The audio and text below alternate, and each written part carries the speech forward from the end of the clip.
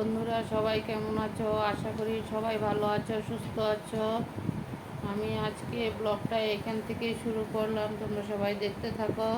বন্ধুরা সবাই দেখতে থাকো। আমার নাতি প্রথম দিন স্কুলে যাওয়ার জন্য রেডি হয়েছে, তাই তোমাদের সামনে একটু তুলে ধরলাম, ওকে দেখালাম কেমন লাগছে ওকে দেখতে।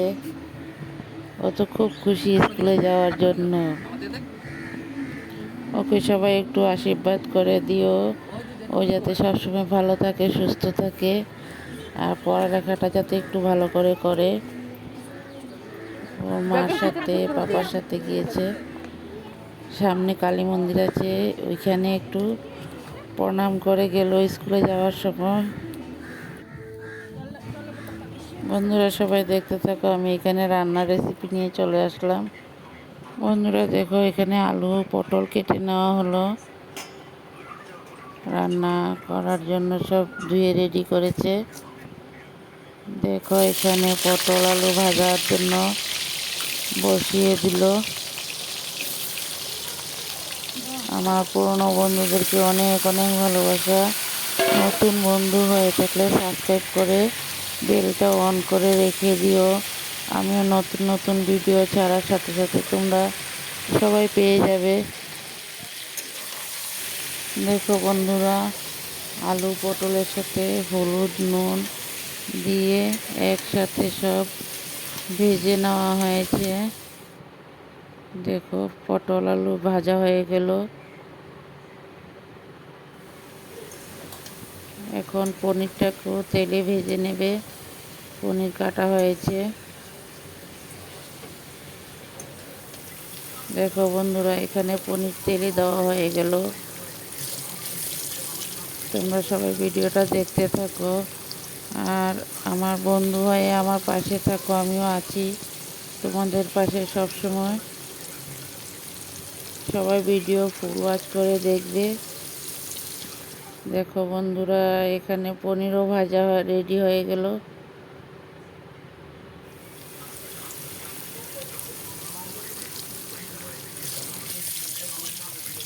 বন্ধুরা দেখতে থাকো, পনিরগুলি ভাজা হচ্ছে। বৌমা রান্না করছে পনির।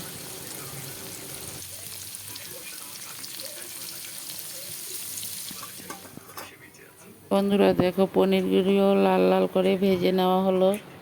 এখন পনিরগুলিও নামানো হয়েছে।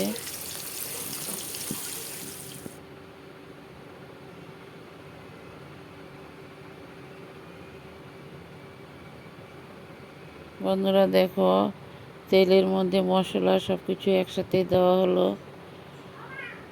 কাঁচা লঙ্কা, জিরা, আদা, একটু মরিচের গুঁড়া সব কিছু একসাথে দেওয়া হয়েছে।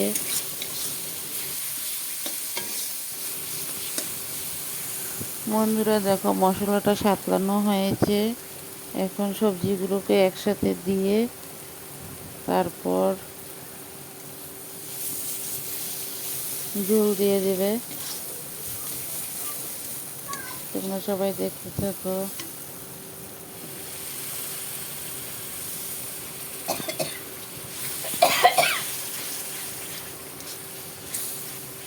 দেখো বন্ধুরা, সবজিগুলিও ঢেলে দেবে এখন,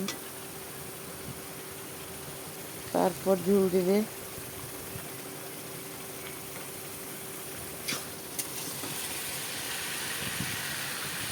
দেখো সবজিও ঢেলে দেওয়া হলো। আর বন্ধুরা, ভিডিওটা যদি ভালো লাগে সবাই লাইক কমেন্ট শেয়ার করে দিবে, আর বন্ধু হয়ে আমার পাশে থাকবে। সবাই একটা করে কমেন্ট করবে কেমন হয়েছে রেসিপিটা। যদি ভালো লাগে সবাই কমেন্ট করবে, লাইক কমেন্ট শেয়ার করবে। কেউ কিন্তু লাইক করতে ভুল করবে না বন্ধুরা। দেখো বন্ধুরা, রেসিপিটা রান্না করা হয়ে গেল। বন্ধুরা দেখো, এখানে পাঁপড় ভাজা হয়েছে আর পেঁয়াজ কেটে নেওয়া হলো। দেখো বন্ধুরা, মশলাও তেলে দেওয়া হয়ে গেল। মশলাটাকে সাঁতলিয়ে তারপর আলু ভাজা হয়ে গেল।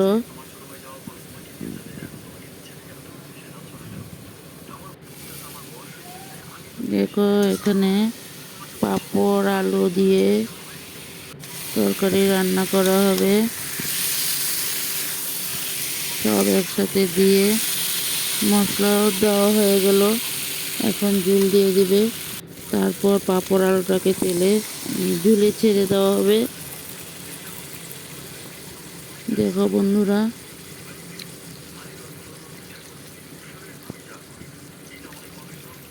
পাঁপড়ের রেসিপির মধ্যে ঝুল দেওয়া হয়েছে।